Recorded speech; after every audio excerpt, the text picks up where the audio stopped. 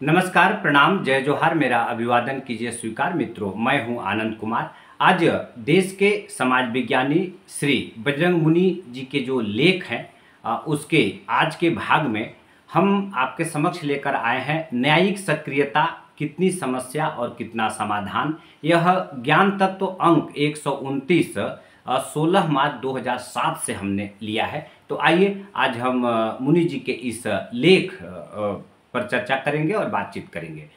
लोकतंत्र एक ऐसी व्यवस्था है जिसमें न्यायपालिका, विधायिका और कार्यपालिका एक दूसरे के पूरक भी होते हैं और नियंत्रक भी। यदि तीनों में से कोई अपना कार्य ठीक से नहीं कर पाता है तो अन्य दो उसकी सहायता करके उसे गतिशील बनाते हैं। किंतु यदि तीनों में से एक ठीक से काम नहीं करती है या मनमानी करने लगती है तो अन्य दो उसकी गतिविधियों को नियंत्रित करके उस पर अंकुश लगाते हैं।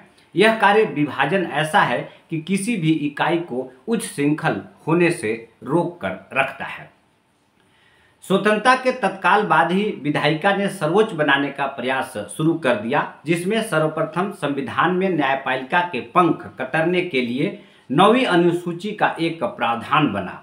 इस अनुसूची के अनुसार संसद अपने बनाए कानूनों को न्यायिक समीक्षा से बाहर रखने की इच्छापूर्ति के लिए ऐसे कानूनों को इस सूची में डाल सकती है।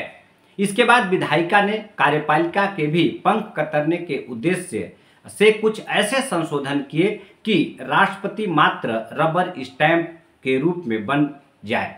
विधायिका ने सारी शक्ति अपने पास इकट्ठी कर ली और न्यायपालिका तथा कार्यपालिका को रोकने के लिए असमर्थ हो गए।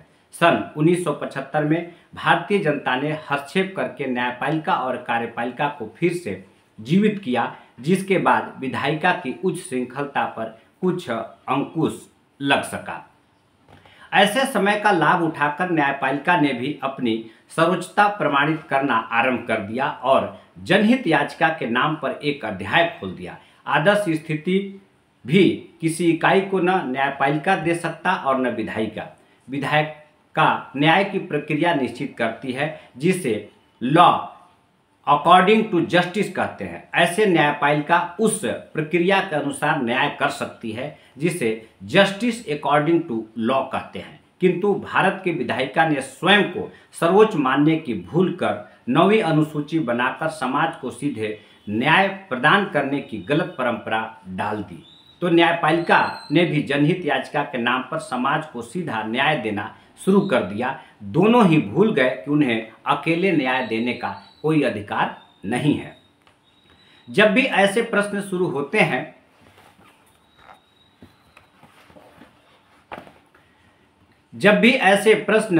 होते हैं, सामान्य नागरिकों में ऐसे कदम की खूब प्रशंसा मिलती है। जब भूमि सुधार कानून इसी सूची के डाले गए तब विधायिका को ऐसी ही प्रशंसा मिली थी और जब जनहित याचिकाएं शुरू हुई तब भी न्यायपालिका को ऐसी ही प्रशंसा मिली। उच्च श्रृंखल विधायिका पर न्यायिक सक्रियता को भारत के आम नागरिकों ने सर माथे पर उठा लिया। न्यायपालिका ने भी इस तरीके का भरपूर उपयोग किया। न्यायपालिका यह भूल गई कि ऐसे जन प्रशंसा से विधायिका के उच्च श्रृंखल होने का नाम प्रशस्त किया था और ऐसी प्रशंसा कहीं उसे गलत दिशा न ले जावे। किंतु न्यायपालिका लगातार सक्रिय होती चली गई, जो प्रवाह अब तक थमा नहीं है। न्यायपालिका ने अपनी सक्रियता के मद्देनजर कई बार कानून का सहारा लेकर कार्यपालिका को बहुत खिंचाई करनी शुरू कर दी, तो कई न्याय का सहारा लेकर विधायिका पर भी उसका अंकुश लगाता गया। जब न्याय और कानून आपस में टकराते हों तो ऐसी टकराहट को विधायिका ही दूर कर सकती है, न्यायपालिका नहीं। किंतु न्यायपालिका ने अपनी सुविधा अनुसार दोनों का उपयोग किया। जाहिरा शेख और जेसिका लाल हत्याकांड मामलों में न्यायालय ने स्थापित परंपरा से हटकर न्याय दिया। यदि न्यायालय परंपरागत से लिपटा रहता है तो वास्तविक अपराधियों को दंड देना कठिन हो जाता है। किंतु वही न्यायालय दिल्ली में तोड़फोड़ या सीलिंग मामले में कानून में ऐसा चिपट गया कि न्याय की भाषा ही भूल गया। न्यायपालिका को यह अच्छी तरह से मालूम है कि दिल्ली में अनेक ऐसे घर न्यायिक सक्रियता के प्रभाव से या खंडहर बना दिए गए या सील हो गए, जो नए मास्टर प्लान आने के बाद बच सकते थे, किंतु न्यायपालिका ने किसी की एक नहीं सुनी। कल्पना करिए कि न्यायालय के प्रारंभिक आदेशों का उसी तरह पालन होता है तब मास्टर प्लान के बाद उन सब का क्या होता। खूब हो हल्ला के बाद न्यायपालिका ने स्वयं को इस संशोधन किए।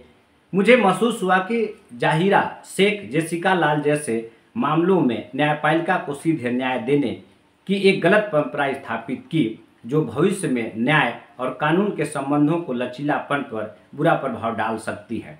और दिल्ली तोड़फोड़ कानून के पालन करने में भी कुछ इसी तरह की सक्रियता घातक हो सकती है। मित्रों, मुनि जी का यह लेख हम कंटिन्यू आपके सामने जारी रख रहे हैं। तो आइए देखते हैं आगे। पिछले दिनों न्यायालय ने एक सर्वसम्मत संवैधानिक निर्णय लिया। विधायिका के संविधान संशोधन का असीम अधिकार पर रोक लगाई तथा कहा कि विधायिका संशोधन के मूल स्वरूप के साथ छेड़छाड़ नहीं कर सकती। अब तक विधायिका यह मानकर चलती रही कि विवादास्पद कानूनों को 9वीं अनुसूची में डालकर वह निश्चित हो सकती है।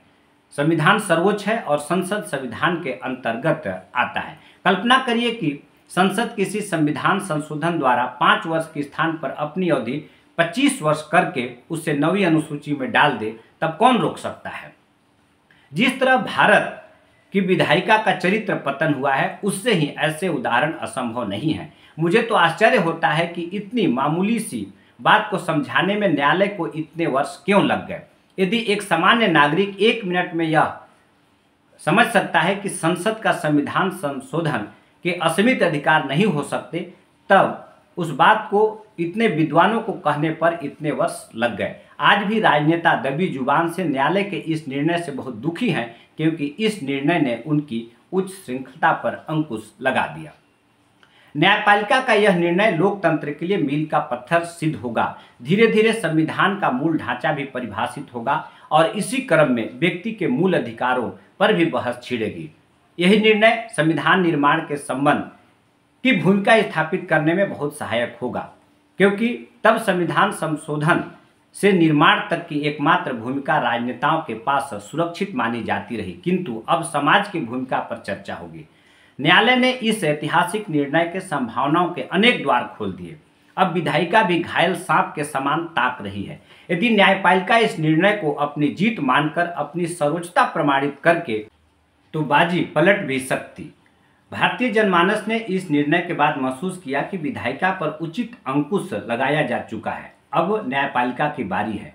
यदि न्यायपालिका ने सीधे न्याय देने की जल्दी में विधायिका की अनदेखी का क्रम जारी रखा, तो न्यायिक सक्रियता के विरुद्ध भी विधायिका का पलटवार हो सकता है और उस स्थिति में विधायिका फिर मजबूत हो सकती है। न्यायपालिका को बहुत सतर्क रहना होगा। सीधा न्याय देने की आतुरता की अपेक्षा व्यवस्था को मजबूत करना होगा। सबसे खास बात यह है कि न्यायालय सर्वोच्च की प्रतिस्पर्धा का भाव मन में बिल्कुल निकालना होगा, तभी भारत के लोकतंत्र सुरक्षित रह सकती है। इस देश की जनता आतुरता से प्रतीक्षा कर रही है। न्यायपालिका, विधायिका और कार्यपालिका एक दूसरे प्रतिस्पर्धा न होकर एक दूसरे के पूरक बनकर कार्य करें। किंतु वर्तमान समय में इसके साथ एक तात्कालिक प्रश्न भी जुड़ा हुआ है कि वर्तमान परिस्थितियों में सर्वोच्च की प्रतिस्पर्धा में विजयी होने पर समाज को किससे खतरा अधिक है। यदि इस आधार पर देखें तो न्यायपालिका की अपेक्षा विधायिका सर्वोच्चता की गुना अधिक होगी, क्योंकि विधायिका का चरित्र पतन जो है असीमित हो गया है। समाज का कर्तव्य है कि वह न्यायपालिका को संभल कर चलने की सलाह दे।